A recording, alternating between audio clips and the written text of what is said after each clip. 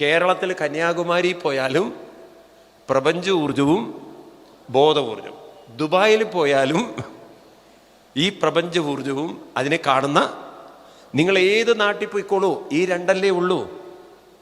അറിയുന്ന പ്രപഞ്ച ഊർജവും കാണുന്ന അറിയുന്ന ബോധ ഊർജവും കാണുന്ന പ്രപഞ്ച ഊർജവും. ഇവിടെ എവിടെ പിന്നെ എങ്ങോട്ടാ പോവാനുള്ളത്? ഇതല്ലേ ഉള്ളൂ സത്യം. അപ്പൊ പിന്നെ ഇവിടെ തന്നെയല്ലേ സത്യം ഇരിക്കുന്നത്? ഇതാണ് ഇവിടെ ഓർമ്മിപ്പിക്കുന്നത്, ഒന്നായ നിന്നയിക. ഇപ്പൊ നമ്മളൊക്കെ ഒന്നാണ്. ഒന്നെന്ന് പറഞ്ഞാൽ എന്താ അർത്ഥം? ഇവിടെ അർത്ഥം ഇവിടെ ഒന്നേ ഉള്ളൂ. ഒന്നെന്ന് പറഞ്ഞാൽ ഇവിടെ അർത്ഥം ബോധ ഊർജമേ ഉള്ളൂ. അപ്പൊ ചിന്തകളോ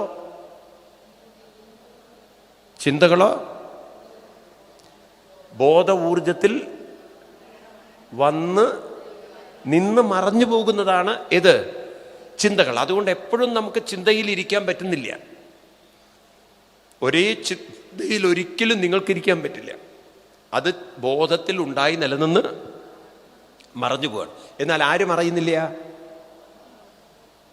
നിങ്ങൾക്ക് ദുഃഖിക്കുമ്പോഴും ബോധം വേണം, സന്തോഷിക്കുമ്പോഴും ബോധം വേണം, നിങ്ങൾ വിഷമിക്കുമ്പോഴും ബോധം വേണം, നിങ്ങൾ സ്വസ്ഥമായിട്ടിരിക്കുമ്പോഴും ബോധം വേണം, ഉറങ്ങുമ്പോഴും ബോധം വേണം, ഉണരുമ്പോഴും ബോധം വേണം. എന്നാൽ എപ്പോഴും ഏതില്ല?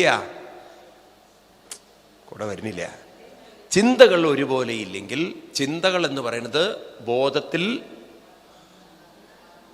ഉണ്ടായി നിലനിന്ന് പ്രകടമായി നിലനിന്ന് മറഞ്ഞു പോകുന്ന വെറും ഒരു കാഴ്ച മാത്രം, ഒരു അനുഭവം മാത്രം. അപ്പം അതുകൊണ്ട് നമ്മൾ ഈ കാണുന്ന അല്ലെങ്കിൽ അനുഭവപ്പെടുന്ന ചിന്തകൾക്കും സത്യത്വം കൊടുക്കണ്ട, ഈ കാണുന്ന കാഴ്ചകൾക്കും സത്യത്വം കൊടുക്കണ്ട. ഇത് രണ്ടും സത്യമായി കണ്ടാൽ യഥാർത്ഥമായതിനെ നമുക്കൊരിക്കലും കാണാൻ പറ്റില്ല. അപ്പം ഒന്നായതിനെ രണ്ടായി കാണണ്ട. രണ്ടാമത്തെ കാഴ്ച എന്ന് പറയുന്നത് ഒന്നായ നിന്നെ രണ്ടെന്ന് കണ്ടളവിലുണ്ടായൊരുണ്ടൽ ബധമുണ്ടാവത് എന്ന് പറഞ്ഞാൽ എന്താർത്ഥം? ഈ ബോധം ചിന്തയായപ്പോൾ നമ്മൾ ചിന്തയിലേക്ക് ആകർഷിതരായി കൊടുങ്ങുമ്പോൾ മിണ്ടാവതല്ല, മിണ്ടാൻ പറ്റില്ല. ഏത്? ഉണ്ടായൊരു ഉണ്ടൽ ദുഃഖങ്ങൾ. ഇനി പണ്ടേ കണക്കെ വരാൻ എന്ന് പറഞ്ഞാൽ എന്താർത്ഥം? തിരിച്ചു ബോധത്തിലേക്ക് വന്ന് ഈ ചിന്തയുടെ പിടികളിൽ നിന്നും പുറത്തു കടന്നാൽ പണ്ടേ കണക്കേ വരുവാൻ. അപ്പം നമുക്ക് മനസ്സിലായി, ഈ ചിന്തകൾ ആകർഷിക്കും, ചിന്തകൾ അനുഭവങ്ങൾ തരും. പക്ഷെ വേണമെങ്കിൽ നമുക്ക് ചിന്തയുടെ പിടിയിൽ നിന്നും മാറി പുറത്തു കടക്കാൻ സാധിക്കും. ഈ കഴിവിനെ നേടിയെടുക്കുന്നതിൻ്റെ പേരാണ് ഇവിടെ പറയുന്നത് നിൻ കൃപാവലികൾ ഉണ്ടാകയെങ്കിൽ. ഇതാണ് ഈശ്വരൻ്റെ കരുണ എന്ന് പറയുന്നത്. ഈശ്വരൻ കരുണ ചെയ്യേണ്ടത് നമ്മുടെ ദുഃഖം അവിടെ നിന്ന് പ്രാർത്ഥിച്ച് മാറ്റില്ല. കർത്താവേ, ഞങ്ങളെ ഭർത്താവിനെ ആയുസ് കൊടുക്കണേ, ഭാര്യയ്ക്ക് ആയുസ് കൊടുക്കണേ, മക്കൾക്ക് ആയുസ് കൊടുക്കണേ എന്ന് പറയുമ്പോൾ ദൈവം അലോട്ട് ചെയ്യുന്ന ഒരു കാര്യമല്ല അത്. ദൈവത്തിൻ്റെ കൃപ എന്ന് പറയുന്നത് ചോദിക്കുന്നത് തരുന്നവനല്ല ദൈവം. അങ്ങനെയാണെങ്കിൽ ദൈവം ഈ കോലത്തിലല്ല. ആരും വൈറസിനെ ചോദിച്ചിട്ടല്ല ദൈവം കൊടുക്കുന്നത്, ആണോ? പാവം കുറേ മുസ്ലിങ്ങൾ അങ്ങനെ പഠിപ്പിച്ചു വിട്ടിരിക്കുകയാണ്. എന്താണ്, പടച്ചോൻ അയച്ചതാണ് അത്ര ഇത് എന്ത് വൈറസ്. ഈ ലോകത്തിനെ ഒരു പാഠം പഠിപ്പിക്കാൻ വേണ്ടി വൈറസിനെ പടച്ചോനുണ്ടാക്കി. ഇത് ചൈനക്കാരാ ഉണ്ടാക്കിയെന്നാണ് ഇതുവരെ പറഞ്ഞത്. ഇപ്പം മുസ്ലിങ്ങൾ പറയുന്നത് പടച്ചോനാ ഉണ്ടാക്കിയതെന്ന് പറഞ്ഞ് ദൈവത്തിനെ നോക്കൂ. പടച്ചോനാണ് ഉണ്ടാക്കിയെങ്കിൽ ആ പടച്ചോൻ ഇവരെയൊക്കെ കണ്ടാൽ ആഞ്ഞടിക്കില്ലേ മുഖത്ത്? ഇത് ചൈനക്കാരൻ ഉണ്ടാക്കിയത് എൻ്റെ പേരിൽ ആരോപിക്കണടാ നീ. എൻ്റെ പേരിൽ എന്തിനാ നീ ഇല്ലാത്തതാ? ഞാൻ ഒരു വൈറസിനെയും, എനിക്കെന്താ നിന്നെ നശിപ്പിക്കലല്ലേ പണി? നീ തന്നെ നിന്നെ നശിപ്പിച്ചുകൊണ്ടിരിക്കുകയാണ്. എന്നാ പിന്നെ ഞാൻ ഉണ്ടാക്കിയതെങ്കിലും നീ മൂക്കിലൊക്കെ കെട്ടി അതുകൊണ്ടാണ് അവർ കുറേ പേര് ഇതൊന്നും കെട്ടാതെ നടക്കണത്. കാരണം എന്താ പറയുക, പടച്ചോൻ അയച്ചതാണ്. നമ്മൾ തുപ്പും, നിലത്ത് തുപ്പും. നിങ്ങൾക്ക് എന്താ ചിലവ്? കാരണം പടച്ചോൻ പറഞ്ഞു തുപ്പാനല്ല. പക്ഷേ 2 എണ്ണം കിട്ടിയപ്പോഴൊക്കെ നിർത്തി ഉതുപ്പലും പിടിക്കലും ഒക്കെ. 10,000 ഒക്കെ ഫൈൻ. ഇവിടെ സൗദി അറേബ്യയുള്ള പോലുള്ള രാജ്യങ്ങളിലാണ് നോക്കണം. അള്ളാഹുവിൻ്റെ നാട്ടിലാണിട്ട് ശിക്ഷ കൊടുക്കുന്നത്. നിലത്ത് തുപ്പിയ ശിക്ഷ, മാസ്ക് ഇല്ലെങ്കിൽ ശിക്ഷ. അവിടെ കിട്ടിയപ്പോൾ അവർ പറഞ്ഞു ശരിയാ, നമ്മൾ അള്ളാഹു പറയണതല്ല ഇപ്പം കേൾക്കേണ്ടത്, ഭരണാധിപന്മാർ പറയുന്നത് കേട്ടില്ലെങ്കിൽ കാശ് കാലിയാക്കും. കാരണം കയ്യിലുള്ളതെല്ലാം അകത്ത് കൊടുക്കേണ്ടി വരും, അകത്ത് പോയി കിടക്കേണ്ടി വരും, മിണ്ടാതെ പോയി ഇരിക്കേണ്ടി വരും. ഈ തരത്തിലൊക്കെ ഉണ്ടല്ലോ അന്തമായി അങ്ങനെ ഉറപ്പിച്ചു വെച്ചിരിക്കുക ജനങ്ങൾ, പൊട്ടത്തരങ്ങൾ.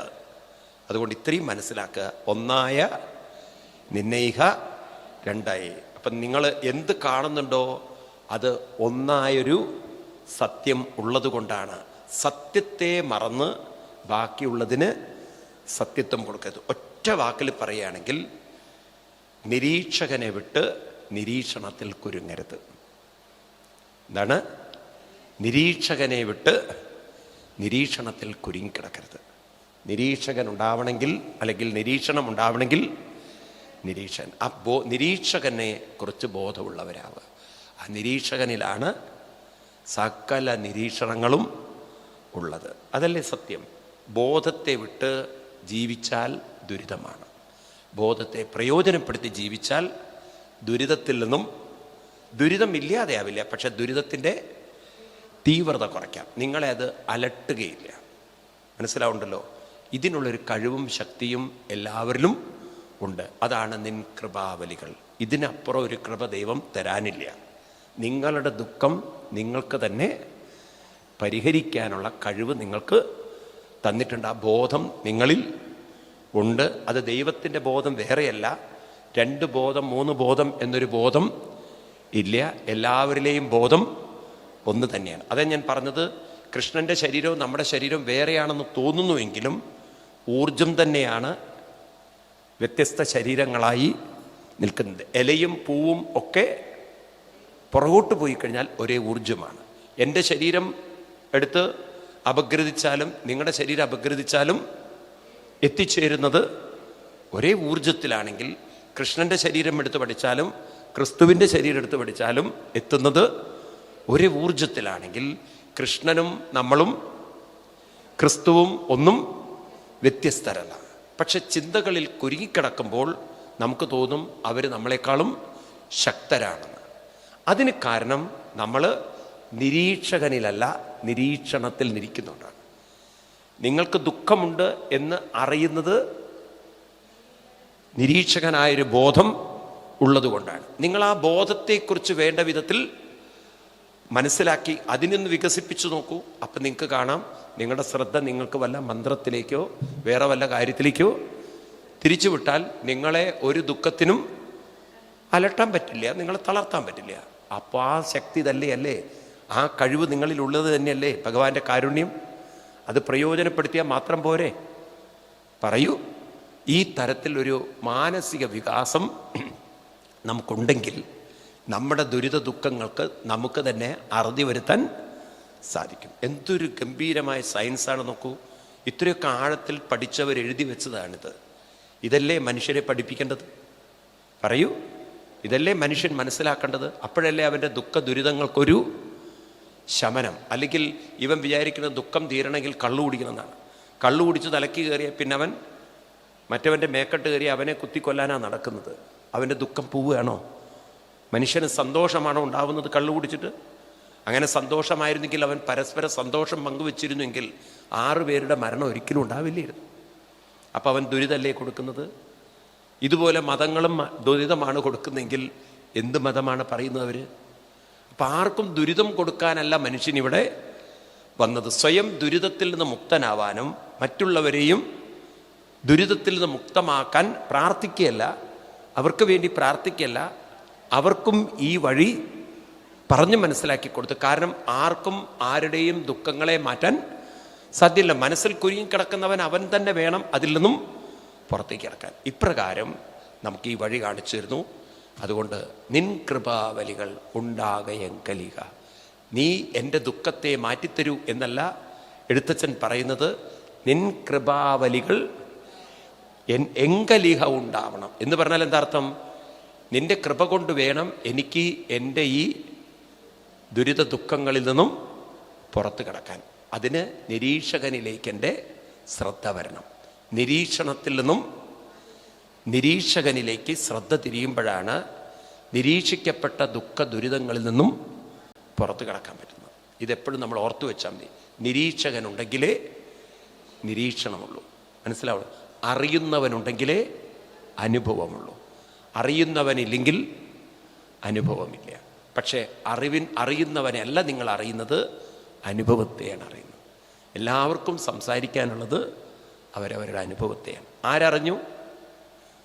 നിങ്ങൾക്ക് ബോധമുള്ളത് കൊണ്ടാണ് നിങ്ങളുടെ അനുഭവത്തെ നിങ്ങൾക്ക് അറിയുന്നത്. നിങ്ങൾ ഒരാൾ ദുഃഖ ദുരിതങ്ങൾ പറയുമ്പോൾ നിങ്ങൾ ശ്രദ്ധിച്ചു നോക്കൂ.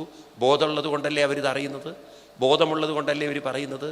ബോധമുള്ളത് കൊണ്ടല്ലേ ഞാനിത് കേൾക്കുന്നത്? ആണോ? ഒരാൾ ദുരിതങ്ങൾ പറയുന്നതിന് കാരണം അവർക്ക് ബോധമുണ്ട്, കേൾക്കുന്ന നമുക്കും ബോധമുണ്ട്. അപ്പം ഇതൊക്കെ എവിടെയാണ് നടക്കുന്നത്? ബോധത്തിലാണ്. അപ്പോൾ അവർക്ക് വേണമെങ്കിൽ അവരുടെ ദുരിതത്തിൽ നിന്നും മാറാനുള്ളൊരു കഴിവ് ആ ബോധത്തിനുണ്ട്. ഉണ്ടോ? മനസ്സിലായില്ല? അതെങ്ങനെ മനസ്സിലായി?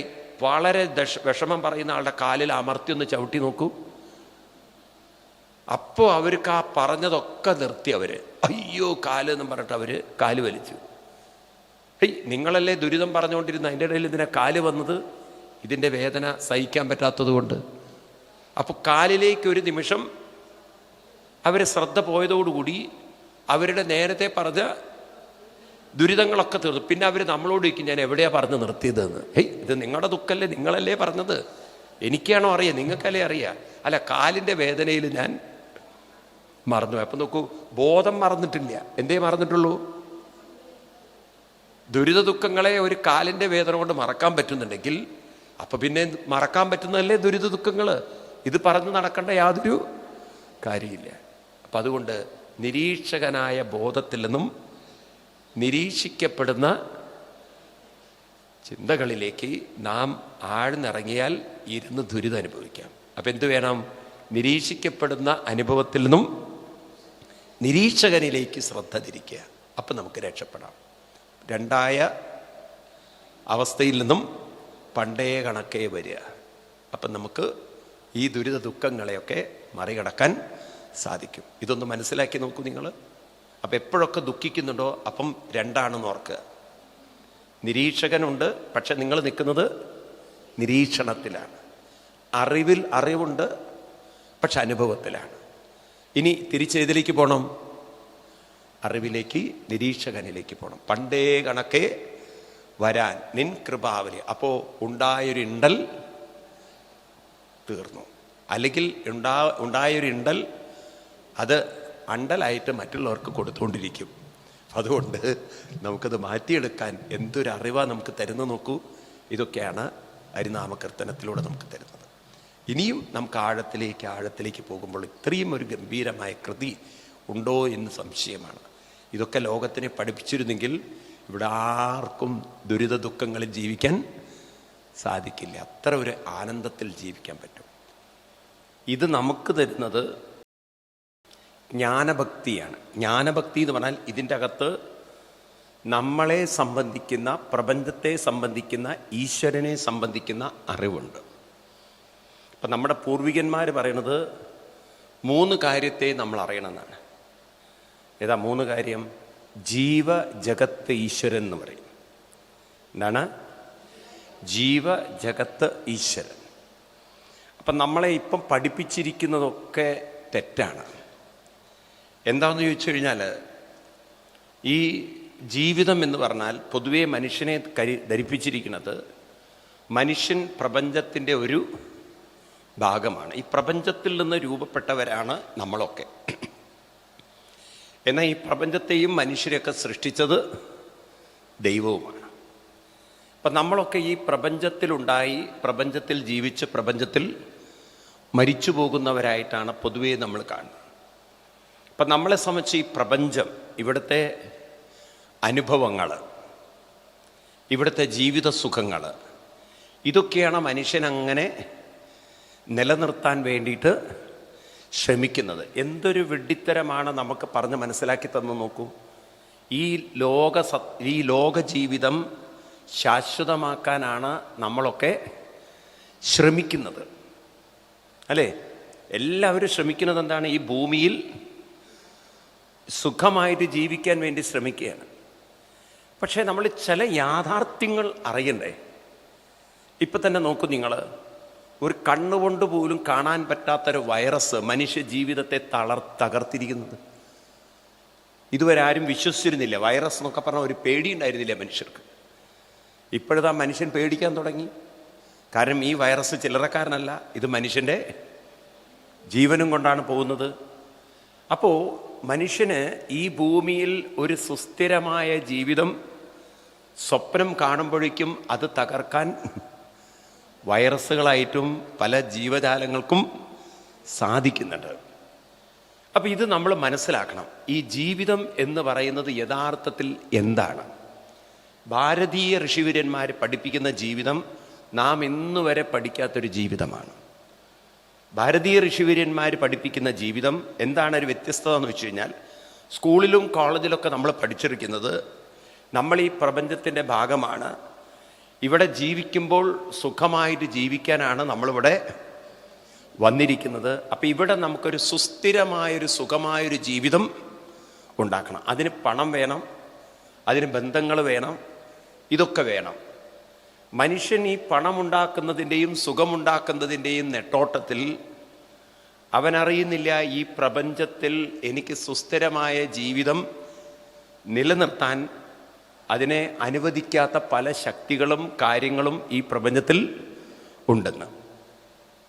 ഒരു വശത്ത് കൊറോണ, വേറൊരു വശത്ത് കൊടുങ്കാറ്റ്, പേമാരി, ഇവിടെ ഭൂകമ്പങ്ങളും പ്രളയവും കൊടുങ്കാറ്റും രോഗങ്ങളും. ഒരു കാര്യം മനുഷ്യനെ പഠിപ്പിക്കുന്നത്, ഭൂമിയിൽ സുസ്ഥിരമായി ഇവിടെ നിൽക്കാൻ സമ്മതിക്കില്ല. കാരണം ഈ ഭൂമിയുടെ പല കാര്യങ്ങളും നമ്മുടെ നിയന്ത്രണത്തിൽ അല്ല. അതിനെക്കുറിച്ച് അഹങ്കരിച്ച് ജീവിച്ചിട്ട് യാതൊരു കാര്യവുമില്ല. അല്ലേ? ശരിയല്ലേ? മനുഷ്യൻ അങ്ങനെ ഒരു ധാർഷ്ട്യത്തിൽ ജീവിക്കാൻ. അപ്പോൾ ഇവിടെ നമ്മളെ ഋഷിവര്യന്മാർ പഠിപ്പിക്കുന്നത് എന്താണ്? ജീവിതം എന്ന് പറയുന്നത് ഭൂമിയുടെ അല്ലെങ്കിൽ പ്രപഞ്ചത്തിൻ്റെ ഒരു ഭാഗമല്ല മനുഷ്യൻ. പ്രപഞ്ചം എന്ന വാക്കിന് തന്നെ അർത്ഥം ചലനാത്മക ഊർജം എന്നാണ്. അതെപ്പോഴും ഓർക്കണം നിങ്ങൾ. പ്രപഞ്ചം എന്ന വാക്കിൻ്റെ അർത്ഥം തന്നെ ചലനാത്മകമായ ഊർജമാണ് പ്രപഞ്ചം. നമ്മൾ കാണുന്നത് അതിൻ്റെ സൂക്ഷ്മതയിൽ കാണാൻ ശ്രമിച്ചു കഴിഞ്ഞാൽ നമുക്കത് മനസ്സിലാവും. ഇപ്പം ഞാൻ നിങ്ങളുടെ ശരീരം കാണുമ്പോൾ അത് സ്ഥായിയായിട്ട് എനിക്ക് തോന്നുന്നത്. പക്ഷെ നിങ്ങളുടെ ശരീരത്തിൽ രാസപരിണാമങ്ങൾ നടന്ന് നിങ്ങളുടെ പല സെല്ലുകളും വീക്കായി നശിച്ചുകൊണ്ടിരിക്കുകയാണ്. ഇന്നലെയുള്ള നിങ്ങൾക്ക് ഇന്ന് അതുപോലെ ആവാൻ പറ്റില്ല. നമ്മുടെ ശരീരത്തിനും ആന്തരിക അവയവങ്ങൾക്കൊക്കെ മാറ്റങ്ങൾ സംഭവിച്ചുകൊണ്ടിരിക്കുകയാണ്. അപ്പോൾ ഈ മാറ്റം എന്ന് പറയുന്നത് ചലനമാണ്. അപ്പം ഈ പ്രപഞ്ചം എന്ന് പറയുന്നത് എന്താണ്? ചലനാത്മകമായ ഊർജമാണ് പ്രപഞ്ചം. അപ്പം ഈ ചലനാത്മകമായ ഊർജത്തെ നമുക്ക് സംസാരിക്കണമെങ്കിൽ ഞാൻ രാവിലെ പറഞ്ഞതുപോലെ, നേരത്തെ പറഞ്ഞതുപോലെ നിരീക്ഷകനായ ബോധം വേണം. പ്രപഞ്ചത്തെക്കുറിച്ച് പറയാൻ എന്ത് വേണം? അതിനെ നിരീക്ഷിക്കുന്ന, അതിനെ ഒബ്സർവ് ചെയ്യുന്ന ബോധം വേണം. ഈ ബോധം ഒരിക്കലും പ്രപഞ്ചത്തിൽ നിന്നും രൂപപ്പെട്ടതല്ല. കാരണം ഞാൻ അത് ആവർത്തിച്ച് പറഞ്ഞു നിങ്ങളോട്, പ്രപഞ്ചത്തിൽ നിന്ന് രൂപപ്പെട്ടതാണ് ബോധമെങ്കിൽ ഈ പ്രപഞ്ചത്തെ നിങ്ങൾ പഴയ അവസ്ഥയിലേക്ക് കൊണ്ടുപോകുമ്പോൾ ബോധം അവിടെ ഉണ്ടാവരുത്. കാരണം പ്രപഞ്ചത്തിൽ ഉണ്ടായതല്ലേ ബോധം. നമ്മുടെ ശരീരം രൂപപ്പെട്ടിട്ടാണ് ബോധം ഉണ്ടായതെങ്കിൽ ഈ ശരീരത്തെ നമ്മൾ വിഘടിപ്പിച്ച് പുറകോട്ട് പോകുമ്പോൾ പിന്നെ ആര് കാണരുത്?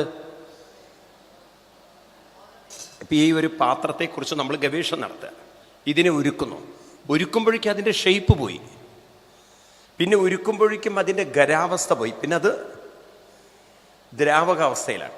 പിന്നെ അതിനെ ഉരുക്കി ഹീറ്റ് ചെയ്തതിനെ അത് ഗ്യാസാക്കി. അപ്പം അതിനെ ഗ്യാസിൻ്റെ രൂപത്തിൽ എത്തിക്കുമ്പോഴേക്കും അതിൻ്റെ സോളിഡ് അവസ്ഥയും പോയി, ആ ലിക്വിഡ് അവസ്ഥയും പോയി. അതൊക്കെ നിഷേധിക്കേണ്ടി വന്നു. ഇനി നമുക്കത് കാണാൻ പറ്റില്ല. ഇതുപോലെ ഏതെങ്കിലും പ്രപഞ്ചത്തെ വിഘടിച്ച് പുറത്തു പോകുമ്പോൾ ബോധത്തെ അവർക്ക് മാറ്റി നിർത്താൻ സാധിച്ചിട്ടില്ല. അപ്പം എത്ര അവർ പ്രപഞ്ചത്തിൻ്റെ പുറകോട്ട് പോകുമ്പോഴും അപ്പോഴും നിരീക്ഷകനായ ബോധമുണ്ടെങ്കിൽ ശാസ്ത്രജ്ഞന്മാർ ഒരു കാര്യം പറഞ്ഞത് തെറ്റി. ഏത്?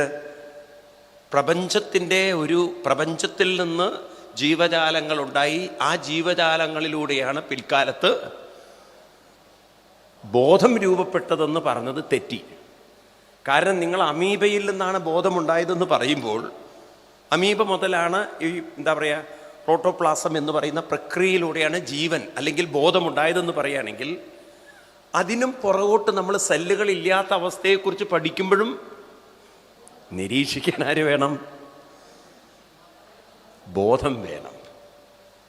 അപ്പം ഈ ബോധവും പ്രപഞ്ച ഊർജവും പാരലലാണ്. ഏതുപോലെയാണ്? ഊടും പാവും പോലെയാണ്. ഒരു വസ്ത്രമുണ്ടാവണമെങ്കിൽ വസ്ത്രം ഊടും പാവും വേണം. ഇതുപോലെയാണ് പ്രപഞ്ചത്തെക്കുറിച്ച് പറയണമെങ്കിൽ ബോധവും വേണം, ഊടും പാവും വേണോ? അതൊരു ഉദാഹരണമാണ്. ഈ പ്രപഞ്ചത്തെക്കുറിച്ച് പറയണമെങ്കിൽ നിരീക്ഷിക്കുന്ന ബോധവും നിരീക്ഷിക്കപ്പെടുന്ന പ്രപഞ്ച ഊർജവും വേണം. ഇത് രണ്ടും വേണ്ടേ? പറയൂ. അപ്പം ഈ ബോധ ഊർജത്തെക്കുറിച്ചാണ് പൊതുവെ ശാസ്ത്രജ്ഞന്മാർ കാര്യമായിട്ടൊന്നും പഠിക്കാതെ. അതിനെന്ത് വേണം? ബോധത്തെക്കുറിച്ച് പഠിക്കണമെങ്കിൽ അവനവനിലേക്ക് നോക്കണം. നമ്മുടെ ഋഷിവര്യന്മാരും ശാസ്ത്രജ്ഞന്മാരായിരുന്നു. നമ്മൾക്ക് പറയാനുള്ളത് ഹിന്ദുമതം is a religion of science എന്നാണ്. ആക്ച്വലി ഇറ്റ്സ് എ സയൻസ് ആണ്. നമുക്ക് കുട്ടികളോട് പറയാനുള്ളത് നിങ്ങൾ you have to become a scientist. നമ്മളൊക്കെ ശാസ്ത്രജ്ഞന്മാരാണ്. ആരാ ശാസ്ത്രജ്ഞൻ? ഏതോ ലാബിലിരുന്നിട്ട് മൈക്രോസ്കോപ്പിലൂടെ നോക്കുന്നവൻ മാത്രമല്ല ശാസ്ത്രജ്ഞൻ. ശാസ്ത്രജ്ഞൻ എന്നതിന് സൂക്ഷ്മ നിരീക്ഷണം ചെയ്യുന്നവനാണ്. നിരീക്ഷണമാണ് ശാസ്ത്രജ്ഞൻ്റെ ആദ്യത്തെ യോഗ്യത. എന്താണ്? നിരീക്ഷണം. അപ്പം ഇവിടെ നമ്മൾ നിരീക്ഷിക്കേണ്ടത് പുറത്തല്ല, ഇവിടെ നിരീക്ഷിക്കേണ്ടത് അകത്താണ്. കാരണം പ്രപഞ്ചത്തിൽ നമ്മൾ പ്രപഞ്ചത്തിലേക്ക് നോക്കുമ്പോൾ ചലനമാണെന്ന് പറഞ്ഞു. നമ്മളിൽ ചലനമുണ്ടോ? നമ്മളിൽ വായു ചലിക്കുന്നുണ്ട്, അതുപോലെ ശരീരകോശങ്ങളും ചലിക്കുന്നുണ്ട്. ഇനി അതിനും സൂക്ഷ്മമായി നോക്കിക്കഴിഞ്ഞാൽ ചിന്തകളും ചലിക്കുന്നുണ്ട്, വികാരങ്ങളൊക്കെ ചലിക്കുന്നുണ്ടെങ്കിൽ ഈ പ്രപഞ്ചത്തിൻ്റെ ചലനത്തെ എവിടെ കാണാൻ പറ്റും? നമ്മളിൽ കാണാൻ പറ്റും. അപ്പൊ ഋഷിവര്യന്മാർ ചലനം ശ്രദ്ധിച്ചത് പുറത്തല്ല, ഋഷിവര്യന്മാർ ചലനം ശ്രദ്ധിച്ചത് ഉള്ളിലാണ്. ശാസ്ത്രജ്ഞന്മാർ ചലനം ശ്രദ്ധിച്ചത് പുറത്താണ്. അതുകൊണ്ട് ഗുണമുണ്ടായി. കാരണം അവർക്ക് മാത്തമെറ്റിക്കലി അതിനെ കുറേ ഇക്വേഷൻസ് ഒക്കെ വരുത്തി നമുക്ക് പറഞ്ഞു തരാൻ പറ്റി. ഇത്ര വെലോസിറ്റിയിലാണ് ഇത് മൂവ് ചെയ്യുന്നത്, ഇത്ര ഗ്രാവിറ്റി ഇതിനുണ്ട്, ഇത്ര ന്യൂക്ലിയർ ഫോഴ്സ് ഇതിലുണ്ട്, ഇതിൻ്റെ റിയാക്ഷൻ ഇത്രയാണ്, ഇതിൻ്റെ ആക്ഷൻ ഇത്രയാണ്. ഇതൊക്കെ അവർക്ക് ആക്ഷൻ റിയാക്ഷൻ ഇതൊക്കെ അവർക്ക് മാത്തമെറ്റിക്കൽ കാൽക്കുലേഷൻ വെച്ചിട്ട് അവർക്ക് നമുക്ക് പറഞ്ഞു തരാൻ പറ്റി. അതുകൊണ്ട് നമുക്ക് കുറേ ഗവേഷണങ്ങളുണ്ടായി. അതിൻ്റെ ഇമ്പ്രൂവ്മെൻ്റാണ് നമ്മളിന്ന് കാണുന്ന ടെക്നോളജി മുഴുവൻ. ഈ ഗവേഷണങ്ങളിലൂടെ ഇലക്ട്രിക് പവർ ഉപയോഗപ്പെടുത്തിയിട്ട് ലേസർ സാധനങ്ങൾ ഡെവലപ്പ് ചെയ്ത് ഇങ്ങനെ ഇന്നിപ്പം നമുക്ക് നോക്കൂ, നിങ്ങളൊരു സ്കാനിങ് മെഷീനിലൂടെ ഒരാളെ വിടുമ്പോൾ അയാളുടെ ശരീരത്തിലുള്ള സകല കോശങ്ങൾ, എന്തിനു വരെ എല്ലിൻ്റെ ഉള്ളിലുള്ള മജ്ജ പോലും ഇന്ന് സ്കാൻ ചെയ്ത് കണ്ടുപിടിക്കാൻ നമുക്ക് കണ്ടെത്തിയിട്ടുണ്ട്. സംവിധാനങ്ങളൊക്കെ ഡെവലപ്പ് ചെയ്തിട്ടുണ്ട്, ഇല്ലേ? ഇന്നിപ്പം നമ്മുടെ എന്താ പറയുക, കയ്യിലിരിക്കുന്ന ഫോൺ തന്നെ നിങ്ങൾ നോക്കൂ. നിങ്ങളുടെയൊക്കെ കുട്ടിക്കാലത്ത് ഇമാജിൻ ചെയ്യാൻ പറ്റുമോ നിങ്ങൾക്ക് ഇങ്ങനെ ഒരു ഫോൺ നമ്മുടെ കയ്യിൽ വരുന്നുള്ളത്? ഒരു വയറോ ഇല്ലാതെ. പണ്ടൊക്കെ നമ്മൾ കുട്ടികളായിരിക്കുമ്പോൾ ഇരുന്ന് കളിച്ചിട്ടുണ്ട്. പക്ഷെ അന്നും നമ്മൾ കളിക്കുമ്പോൾ ഒരു ഭാഗത്ത് നിന്ന് എന്തെങ്കിലും ഒരു ഫോൺ ഉണ്ടാക്കി അടുത്ത ആളോട് തീപ്പെട്ടിയിലൂടെയൊക്കെ ഉണ്ടാക്കി കണക്ട് ചെയ്ത് സംസാരിക്കുമ്പോഴൊക്കെ നമ്മൾ സ്വപ്നത്തിൽ വിചാരിച്ചിട്ടുണ്ടോ ഇവിടെ ഇരുന്ന് അമേരിക്കയിലോ അല്ലെങ്കിൽ വിദേശത്തിലോ ഇരിക്കുന്ന ഒരാളെ വയറിലൂടെ അല്ലാതെ ബന്ധപ്പെടാൻ പറ്റുന്നുള്ളത്? ഇപ്പം ടെക്നോളജി ആ ലോകത്തിലേക്ക് എത്തിക്കാൻ സാധിച്ചത് തീർച്ചയായിട്ടും ഭൗതിക ഗവേഷണങ്ങൾ.